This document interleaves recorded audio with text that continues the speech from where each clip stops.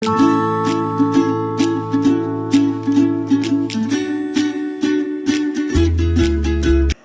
guys! So for today, I will teach you how to do the pickled onions. Yung mga kinakain natin or yung side dish natin pagka kumakain tayo ng samgyupsal. So this is a very easy one and alam kong matututunan nyo agad kung paano ko siya naman natutunan. So let's now get started. So ayan, bumili ako sa SM kasi doon ako naghaling kanina. So doon ako bumili ng 4 na white onion. So, ang gagawin natin dyan ay i-chop natin siya or isa-slice.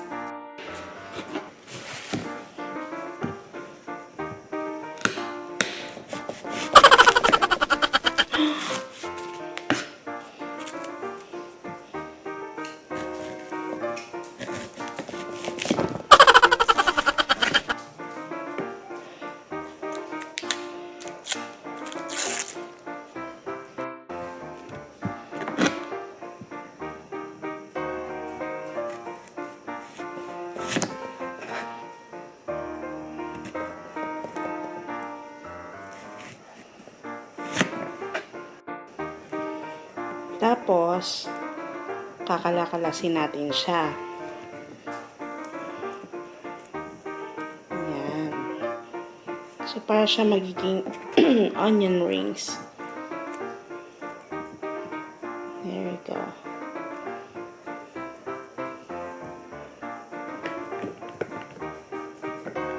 And then, kailangan natin ng chilies. So, ang hihiwain ko dito ay 2 lang.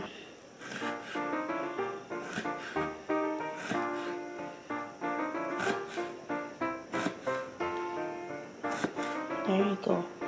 Yung iba, isasama lang natin to dun sa mixture.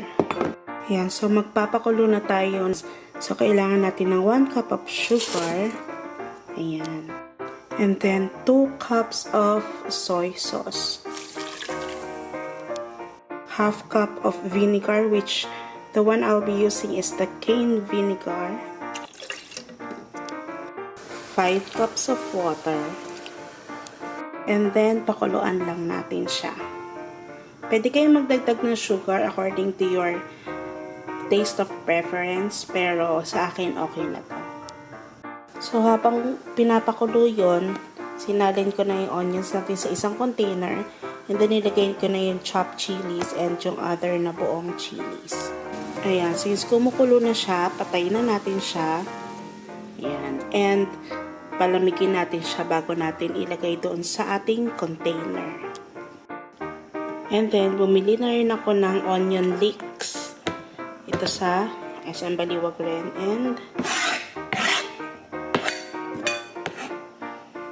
hihiwain ko rin siya. Kasi, sinobrahan ko talaga yung ating mixture para makagawa ako nito. So, ang gagawin ko sa kanya ay hihiwain ko.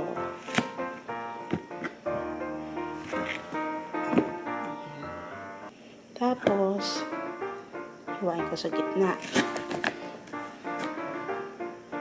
And then, kita niya ba?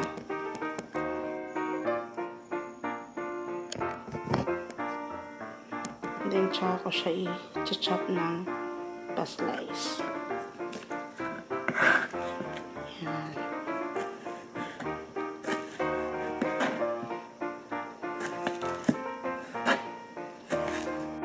Tapos, since okay na siya, malamig-lamig na, pwede na natin i-salin.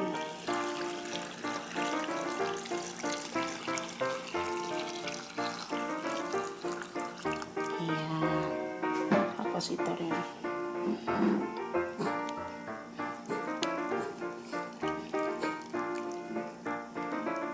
There you go. Ayan pa natin ito.